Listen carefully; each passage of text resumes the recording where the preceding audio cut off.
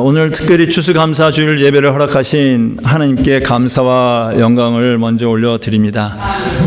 올해 추수감사절은 저에게 다른 그 어떤 추수감사 주일보다 더 뜻깊고 의미 있고 큰 예배의 날입니다. 왜냐하면 제가 하나님께서 사랑하시는 우리 영락교회와 또 영락교회 성도님들과 함께 예배드리는 예배 공동체가 되는 너무나 특별한 큰 은혜를 주셨기 때문입니다.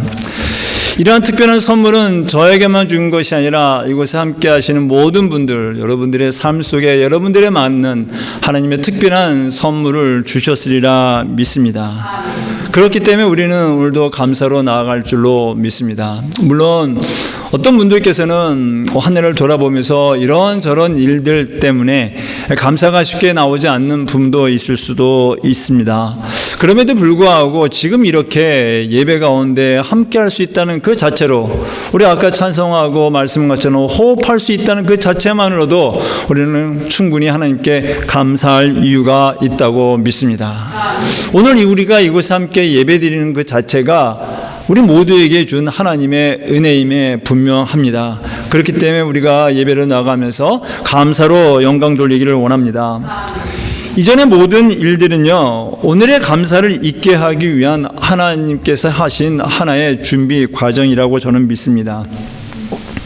임종을 앞둔 분들을 제외하면 대부분들의 사람들의 오늘의 삶은요, 오늘로 끝이 아닙니다. 오늘은요, 더 좋고 풍성한 열매를 맺게 하시려는 하나님의 뜻을 이루기 위한 하나의 과정이고 하나의 초석인 것입니다. 그렇기 때문에 오늘을 감사하고 오늘의 감사가 나오면 더 많은 감사가 이루어질 수 있다라는 거죠. 요즘 저희 교회는 크리스마스를 준비하여 칸타타를 준비합니다. 여러분, 이 칸타타를 하는 것이 얼마나 기쁘고 즐거운지 모르겠습니다. 저는 이 성가대 쓴 지가 한 15년 전이었던 것 같아요. 15년 만에 성가대에 서서 칸타타를 하다 보니까 너무나 기쁘고 즐겁더라고요. 칸타타 하다 보면 여러분 그 안에는요, 여러 가지 악상 기호가 있습니다. 점점 빠르게 할 때도 있고요, 점점 느리게 할 때도 있고요, 또 여러분 세게 할 때도 있고 약하게 할 때도 있고 그렇더라고요. 그리고 무엇보다도 쉴 때가 있더라고요. 쉬지 않으면요, 칸타타가 안 되더라고요. 여러분, 이것이 마치 우리의 인생도 그렇더라고요. 우리의 인생 역시 하나님을 찬양하고 경배하는 인생의 칸타타다라는 거죠. 그러다 보니까 우리 인생의 칸타타도 어떻습니까?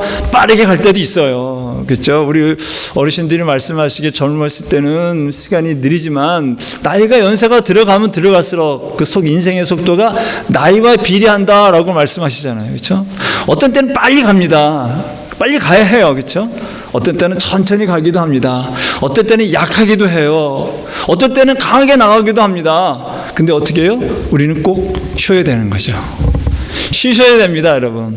쉬어야지 또 앞으로 갈 수 있는 거예요.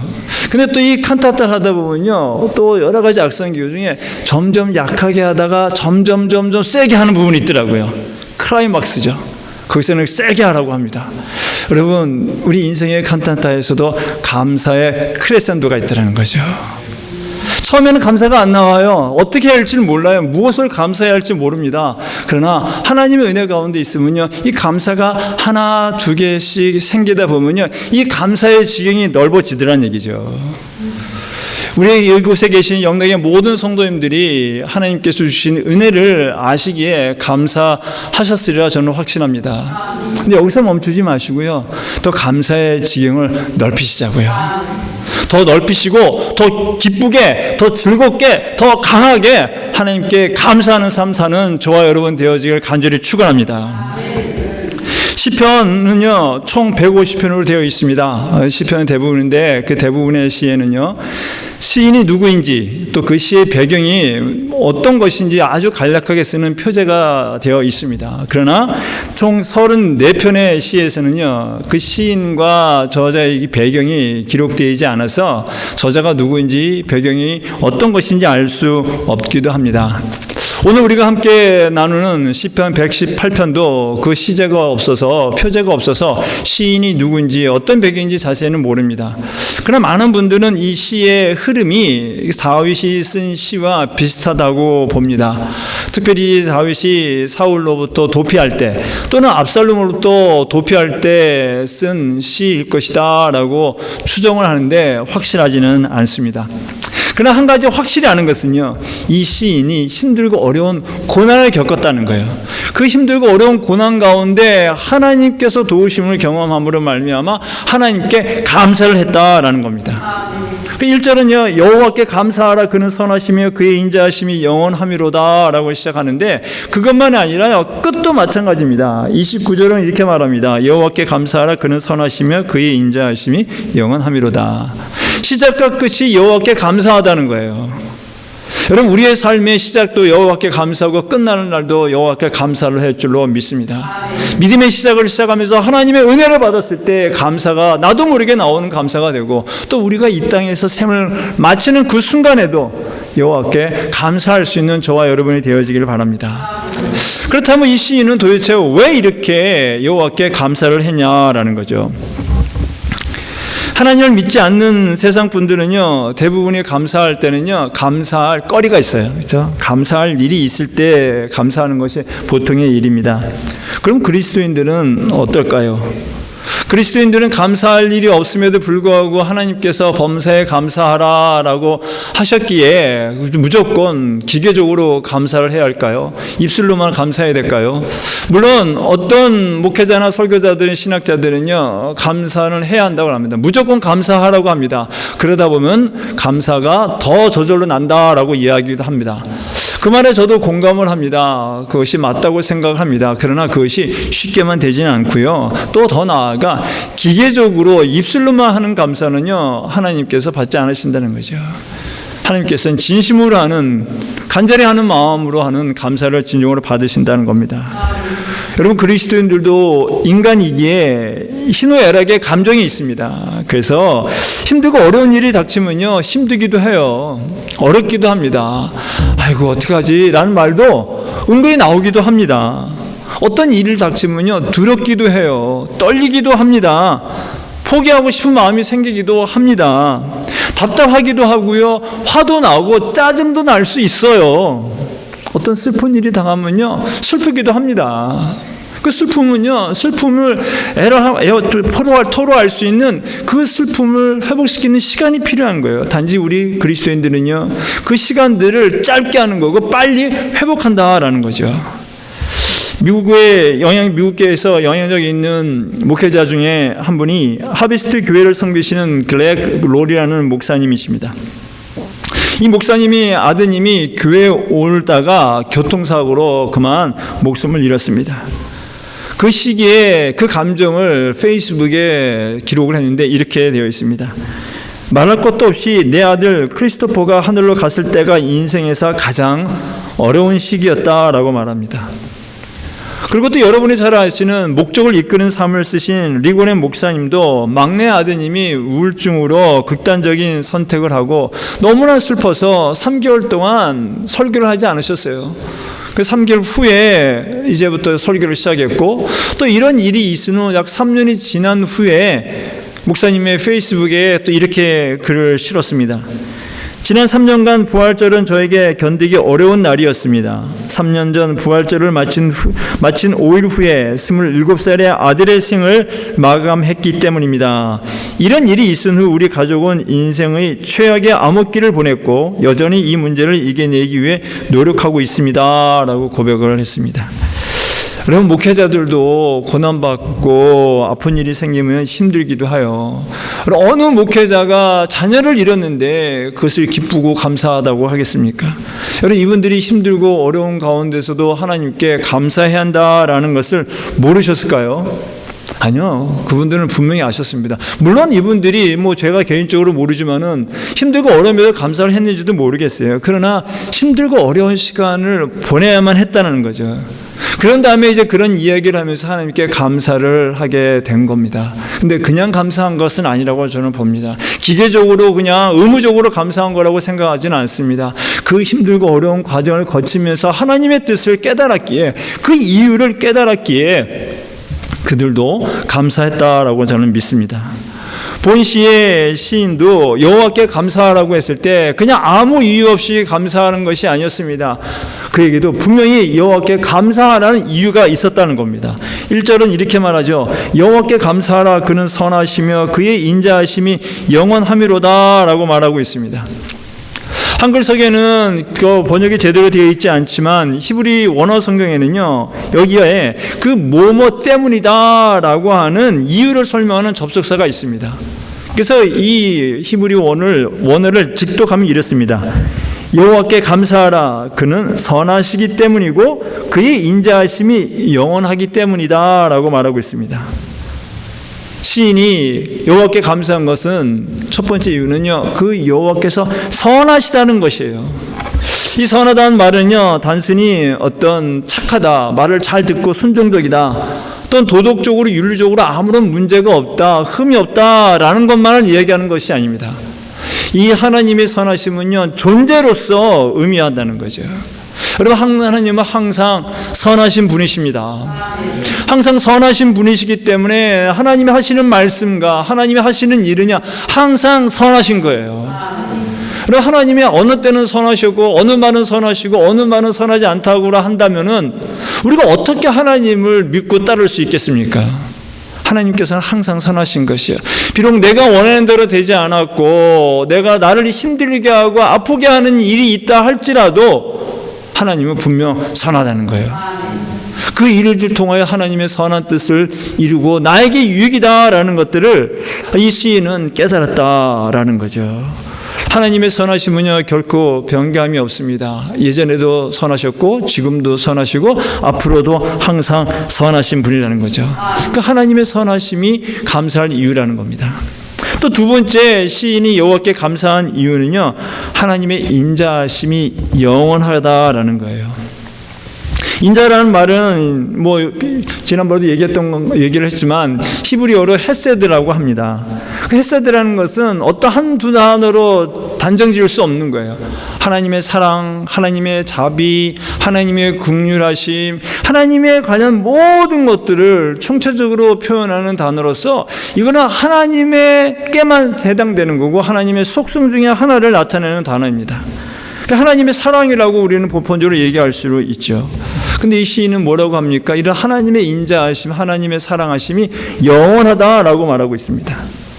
여러분들, 시인은 유한한 인간입니다. 유한한 인간이기 때문에 그 영원이라는 걸 경험할 수가 없는 존재예요. 그럼에도 불구하고 그는 하나님의 인자하심이 영원하다라고 얘기하는 겁니다. 여러분, 영원이다라는 말의 의미는요, 또 다르게 해석하면요, 변함이 없다라는 거죠.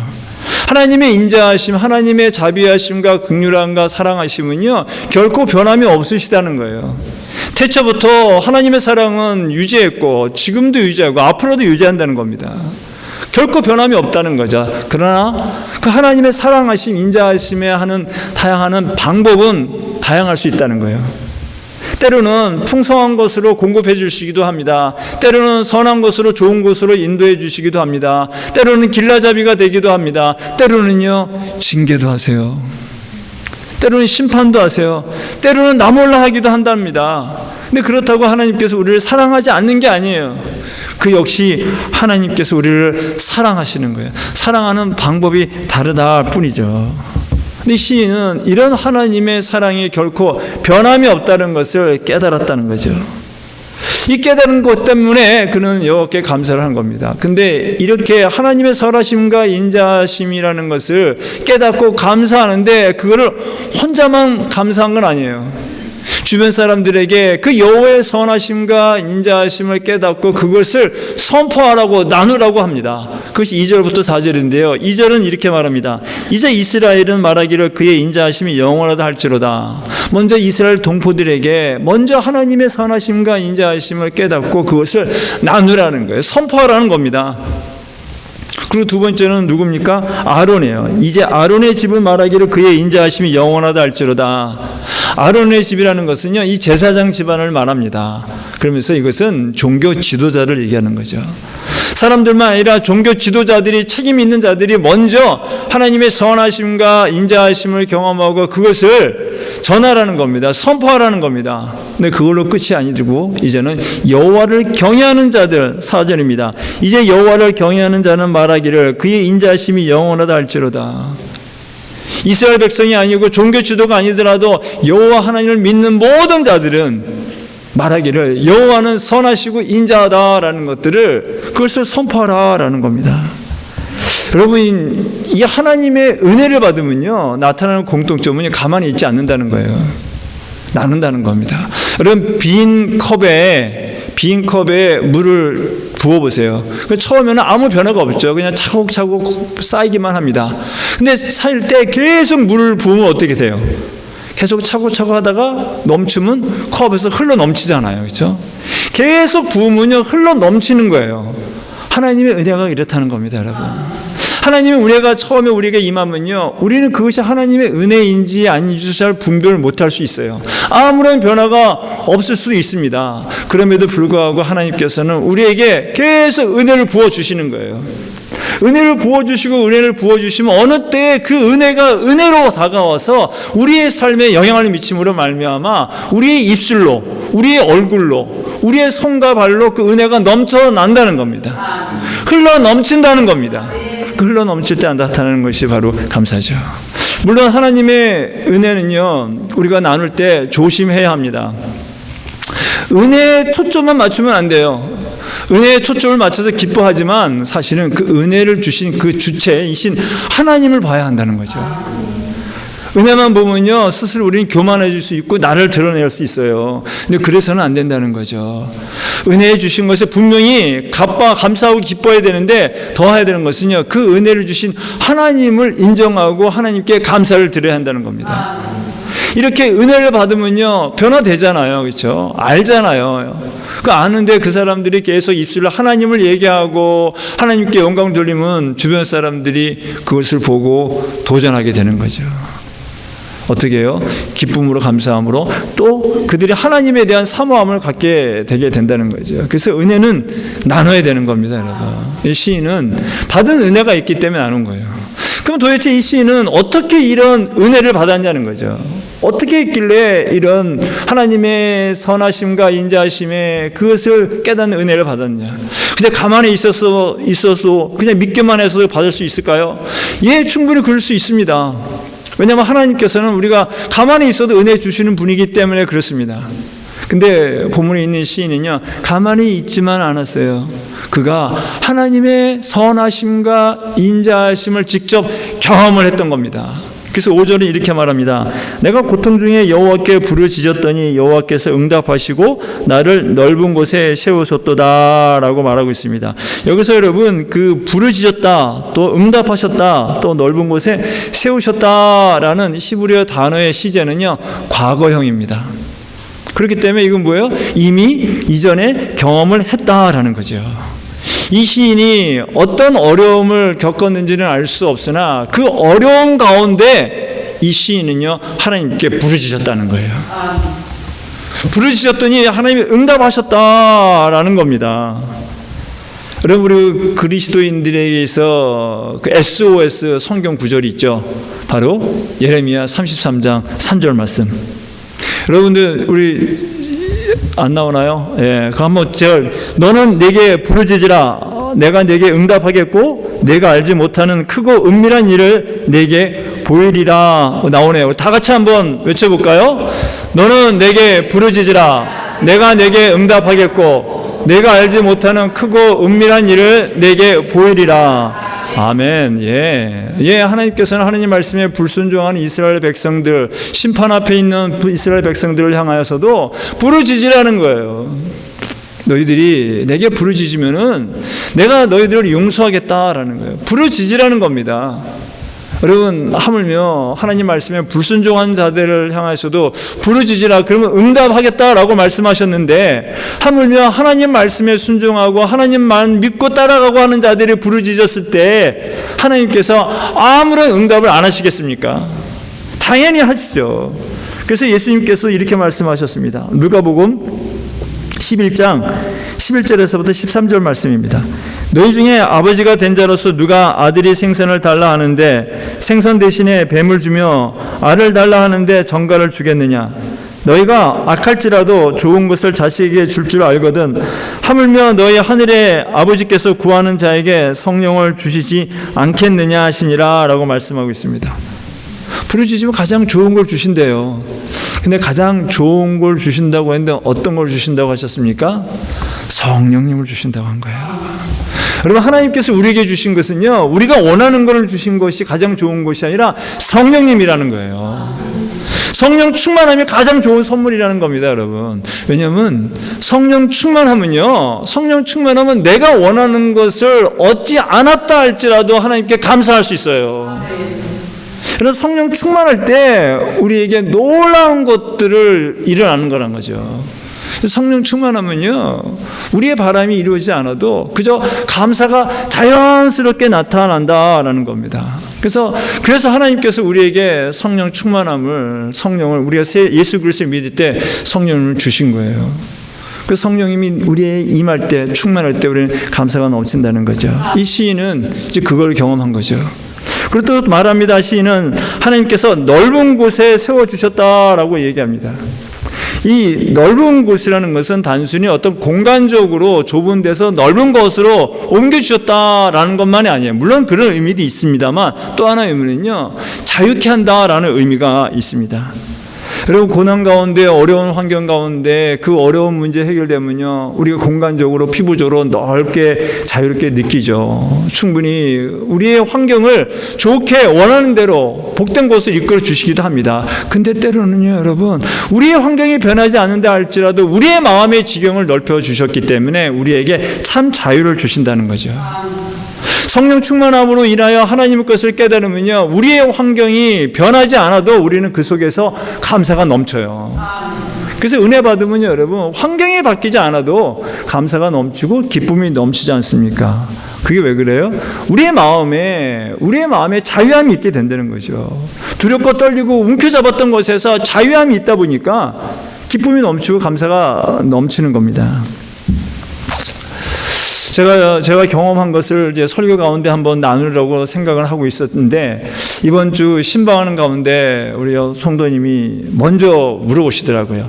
제가 전에 설교했던 것을 들으시고 그것에 대한 질문을 하신 것이 있었습니다. 그래서 어떤 것이냐면 이런 내용입니다.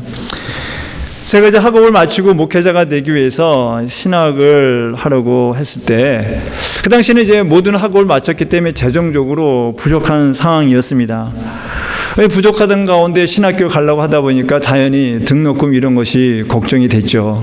그래서 그렇게 걱정하고 있는 가운데 함께 셀했던 우리 집사님께서 저에게 묻기를, 아니, 신학교 가면 등록금이 필요할 텐데 등록금 낼 물질이 있냐라고 하는 거죠.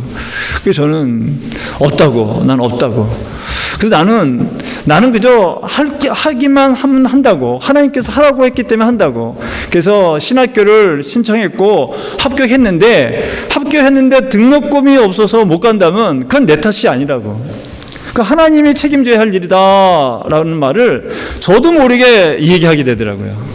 그 전까지는 여러분 저도 근심했어요. 어떻게 하나 생각했어요. 근데 그런 질문을 받으니까 저도 모르게 담대하게 그런 답을 하더라고요. 그러면서 더 했어요. 그러면 잘 됐다고. 나 목회자 하는 것도 부담스러웠는데 돈이 없어서, 등록금이 없어서 못하면 나 안 하겠다라는 생각까지, 그런 말까지 했습니다. 성령님께서 하게 하신 것이죠.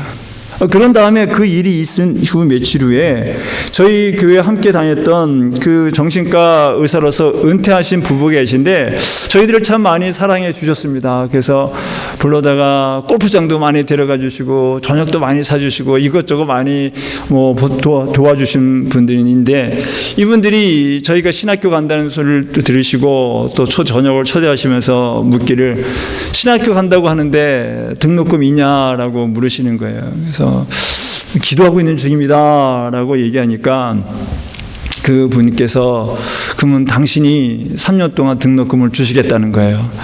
그 소리를 들었을 때 저는 좋지만 또 부담스럽잖아요. 그렇죠? 그래서 괜찮습니다 라고 했더니 그분이 하시는 말씀이, 이것이 혹시 하나님의 기도 응답일 줄 모르지 않느냐. 그러면서 부담스러우면 뭐 꿔주겠다는 거예요. 빌려주겠다는 거예요. 그리고 졸업하고 5년 이후부터 형편이 닿는 대로 돌려달라라는 얘기를 하시더라고요. 저는 그 소리를 듣고 정말 그것이 기도 응답이다라고 생각해서 그것을 받았습니다. 근데 여러분, 사실 이분은요, 그 당시도 은퇴를 하셔서 파트타임을 하시는 중이었어요. 근데 저희가 등록금을 지원해 주시기 위해서 이분이 그 파트타임을 멈추려고 했던 그 생각을 바꾸셔서 다시 연장을 하셔가지고 제가 신학교를 졸업할 때까지 마지막 등록금을 줄 때까지 그 일을 하시고 그때 은퇴를 하셨습니다. 그분의 연세가 지금 95세세요. 전 이 일을 보면서 하나님께 감사드리지 않을 수 없어요. 하나님께서 이분들을 통하여 베풀어 주신 그 은혜가 하나님께 너무나 감사하고 그 물질적인 것에 두려움 속에서 자유케 해주신 것이 너무나 감사했고, 더 나아가 이 두 분들에게도 너무나 감사를 드렸습니다. 이분들이 지금도 뉴욕에 계세요. 근데 연로하셔가지고 또 힘들어 하시는데, 이분들을 생각할 때마다 저는 하나님의 인도하심을, 또 하나님이 주신 자유함을 기억하고 감사를 드리고 있습니다. 여러분, 하나님께서는요, 하나님 말씀에 순종하여 나아가는 자들에게는요, 하나님께서 어떤 방법으로 도와주시고 그들을 자유케 한다는 거예요. 하나님을 믿고 맡기고 나아가면요, 자유하게 된다는 겁니다, 여러분. 믿음은 우리를 자유롭게 합니다, 여러분. 믿음은 우리로 하여금 하나님의 일하심을 경험시켜 주세요. 이곳에 계신 영락의 모든 성도님들도 하나님께 맡기고 하나님께서 베풀어 주신 것을 경험하셨으리라 저는 확신합니다. 근데 그 확신한 걸 여기서 끝내지 말고요, 더 경험을 하자고요. 더 맡기자고요. 여러분의 지금 형편이 이런저런 것으로 인하여 힘들고 어렵고 두려운 것이 있습니까? 내 능력으로 안 되는 것이 있을 것입니다. 여러분, 그거 주님께 맡기자고요. 하나님의 선하심과 인자하심이 있다는 걸 믿고 맡기자고요. 맡기고 여러분, 하나님께 주신 자유함을 누리시기를 간절히 축원합니다. 제가 이런 자유함을 느낀 가운데, 이런 놀라운 일들을 체험하는 가운데 경험한 것은요, 하나님은 항상 나의 편이라는 거예요. 하나님은 항상 나를 위해 일하신다는 겁니다. 그런데 이게 저만 그런 것이 아니라 본문의 시인도 그렇더라고요. 그래서 6절과 7절은 이렇게 말합니다. 여호와는 내 편이시라 내가 두려워하지 아니하리니 사람이 내게 어찌할까. 여호와께서 내 편이 되사 나를 돕는 자들 중에 계시니 그러므로 나를 미워하는 자들에게 보응하시는 것을 내가 보리로다 라고 말하고 있습니다. 여기서 여호와는 내 편이시다라는 말을 달리 또 해석을 하면요, 여호와는 나를 위하신다라는 거예요. 여호와는 나의 편이 되시면서 나의 편이기 때문에 당연히 나를 위해서 일하시죠. 그 여호와께서 나의 편이 되어 주셔서 나를 위해 일하시면요, 두려움이 없어지는 거예요, 여러분. 여러분, 특별히 여기서 나를 두려워하지 않는다라는 말은요, 내 편이다라는 동사의 시제는요, 현재형이에요, 현재형. 과거에 경험한 것이 있기 때문에 이제는 여호와가 내 편이 되는 거예요. 지금 내 편이라는 거예요. 여러분, 우리 고난 가운데 가장 쉽게 나타나는 감정은요, 두려움입니다. 내가 하고 싶은 것을 하지 못할까 봐, 내가 원하는 것을 얻지 못할 것 같은 두려움, 내가 소중히 여기는 것을 빼앗길 것 같은 두려움, 실패할 것 같은 두려움이 우리를 무겁게 합니다. 근데 전능하신 하나님께서 나의 편이 되어 주셔서 나를 위하여 일하신다면요, 우리는 결코 잃어버릴 것이 없는 거예요. 순간 잃어버릴 수는 있어 보입니다. 내가 실패한 것처럼 보여지기도 합니다. 그러나 결국은 승리한다는 거예요. 왜요? 하나님 자체가 승리하시는 분이기 때문에 하나님이 일하시는데 실패라는 건 있을 수가 없다라는 거죠. 잠깐은 실패처럼 보이고 잠깐은 뺏길처럼 보이지만 결국은 하나님께서 채워주신다라는 거죠. 여러분, 아브라함이 이삭을 사랑했죠. 그러니까 하나님께서 그 이삭을 제물로 바치라고 하잖아요. 그 아브라함이 이삭을 데리고 이제 하나님께 말씀에 순종하여 제물을 드리기 위해서 모리아 산에 갑니다. 그때 이삭이 뭐라고 그래요? 아버지, 하나님께 드릴 제물이 어디 있습니까? 라고 물을 때 아브라함이 그러죠. 하나님께서 예배해 주셨다라고 말합니다. 근데 간데 있습니까? 없어요. 믿고 갔더니 없는 거예요. 어떻게 합니까? 아브라함이 망설입니까? 아니죠. 바로 그 아들을 제물로 드리라고 하잖아요. 그때 하나님께서 아브라함아 하고 막으시고, 그리고 준비한 어린 양을 주지 않았습니까? 그러나 하나님은 항상 내 편이시고 나를 위하여 일하시고 나를 위하여 가장 좋은 것을 준비해 두신 분이에요. 이런 분을 여호와 일의 하나님이라고 하지 않습니까? 그러나 하나님께서 우리 편이 되어서 우리를 주시는 거예요. 하나님께서 나의 편이 되어주시고 나를 위해 일한다는 걸 확신하면요, 이제는요 모든 것들을 주님께 맡기는 거예요. 주님을 신뢰하게 되는 거죠. 그래서 8절과 9절은 이렇게 말합니다. 여호와께 피하는 것이 사람을 신뢰하는 것보다 나으며 여호와께 피하는 것이 고관들을 신뢰하는 것보다 낫도다 라고 말하는 거예요. 여러분, 제가 조금 전에 말씀드렸던 그분들을 통하여 큰 은혜를 받았죠. 하나님께서 그분들을 통해 은혜를 베푸셨고 또 도움이 됐습니다. 그래서 등록금 문제는 해결되었습니다. 근데 여러분, 신학교 다니면서 등록금만 내나요? 저도 먹고 살아야 되잖아요. 생활을 해야 되잖아요. 여전히 경제적인 부담은 있는 거죠. 어려움이 있죠. 그러나 그때마다 하나님께서 도와주셨어요. 그러니까 도와주기 전까지는요 늘 고민하고 갈등하는 거죠. 내가 지금 제대로 왔나? 내가 하나님 음성을 제대로 듣고 신학 공부하고 있나? 내가 너무 내 욕심을 부린 건 아닌가? 라고 하면서 또다시 의심하게 되고 뒤돌아보고 멈추려고 하는 생각이 드는 거죠. 목회할 때도 마찬가지입니다, 여러분. 목회하다 보니까 목회라는 것이 쉽지 않다는 거 여러분 다 아시죠? 그 아시다 보니까 힘들다 보니까 이거 지금 하나님 제가 지금 제대로 하고 있습니까? 옳게 하고 있는 거예요? 하나님 뜻을 올바르게 알고 제대로 하고 있는 겁니까? 라는 그런 의심의 질문도 하고 뒤돌아보게 되더라는 거죠. 그럼 뭐예요, 하나님? 어떤 거예요?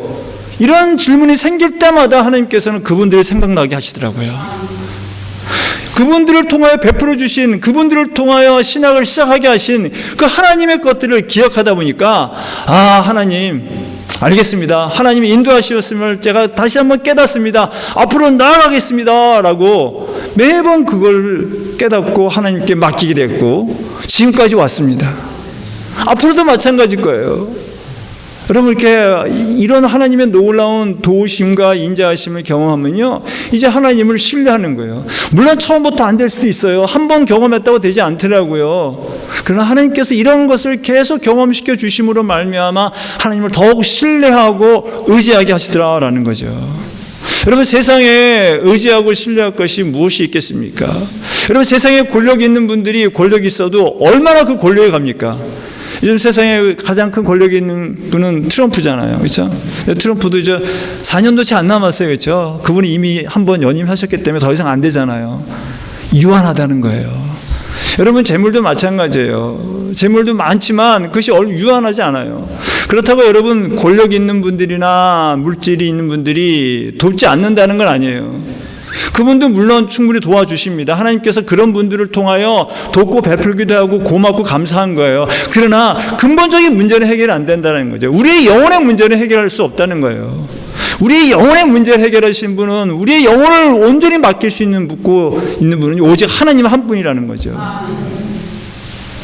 여러분, 그런 분들이 필요 없다는 게 아닙니다. 그래서 오늘 8절과 9절도요 비교급으로 해놨어요. 비교급으로 도움을 주지만 그런 분들 하나님이 더 신뢰하고 의지할 수 있는 거다라고 말하고 있는 겁니다. 여러분, 하나님께서는 하나님의 자녀들이 하나님으로 인하여 기뻐하고 감사하기를 원합니다. 범사에 감사하라고 하죠. 여러분, 범사에 감사하라고 하는 말이 아무 이유 없이 그냥 기계적으로 감사하라 라는 말이 결코 아닙니다.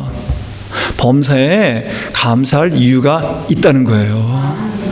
세상 사람들은 어떤 일이 감사할 이유겠죠. 물론 우리 그리스도인들도 눈에 보이는 일, 내가 원하는 거, 바라는 것들이 얻어졌을 때 그것에 감사할 일입니다. 근데 우리는 거기에 멈추는 것이 아니라 그보다 더 높은 곳으로 가야 돼요. 어떤 doing으로 감사하는 것이 아니라 존재로서, being으로서 우리는 감사할 이유가 충분하다는 겁니다. 여러분, 우리는 영원히 죽을 수밖에 없는 죄인의 신분이었습니다. 근데 이 죄인의 신분을 영원한 하나님 나라에 가서 영원한 하나님에 함께 살 수 있는 하나님의 자녀라는 신분 자체를 변화시켜 주셨잖아요. 이 자체로도 우리는 감사할 게 충분한 이유가 된다는 거예요. 여러분, 우리는 감사를 관계로 해야 됩니다. 하나님과 관계로 인하여 하나님께 감사드릴 수 있어야 되고요. 또 우리 주변에 있는 부부 관계, 자녀들 관계, 교회 공동체 관계, 이 관계로 기뻐하고 감사해야 되는 거예요. 제가 우리 영락교회 와서 요즘에 우리 성도님들한테 듣는 말씀 중에는 우리 요즘 너무 좋아요, 기쁘고 감사해요, 즐거워요 라는 말씀 하시더라고요. 여러분, 그게 얼마나 기쁘고 즐거운지 모르겠습니다. 저는 우리 영락교회 성도님들이 신앙생활을 기쁨으로 감사를 했으면 좋겠어요. 어떤 일 때문에, 어떤 우리 교회의 어떤 외적인 사이즈가 많아졌기 때문에, 커졌기 때문에 기뻐하고 감사하는 것이 아니라 우리 자체로, 존재 자체로, 우리와 함께하는 그 자체로도 충분히 우리는 감사할 이유고 기뻐할 이유라는 거죠. 저와 여러분이 늘 감사하기 원합니다. 물론 감사가 쉽진 않아요. 쉽게 되지 않습니다, 여러분. 그래서 헨리 나우에는 말하기를요, 감사는 훈련이다라고 얘기합니다. 다른 분들도 마찬가지예요. 감사는 훈련이다 얘기합니다. 특별히 또 윌리엄 로우라는 영국의 신학자는 이렇게 말합니다. 세계 최고의 성자는 기도를 많이 했다든지 금식을 많이 했다든지 자선을 많이 베푼 사람이 아니라 범사에 하나님께 감사하는 사람이다 라고 말하고 있어요. 그만큼 하나님을 인정하고 하나님의 임재를 경험하고 있다는 거죠. 우리 사랑하는 영락의 모든 성도 여러분, 하나님이 여러분을 사랑하십니다. 하나님이 여러분에게 항상 선하신 분이십니다. 항상 인자하신 분입니다. 하나님의 선하심과 인자하심을, 그 하나님의 임재를 여러분이 매일 느낄 수 있기 바랍니다. 바람이 불어도, 바람이 없어도, 비가 와도 눈은 안 오죠, 여기요.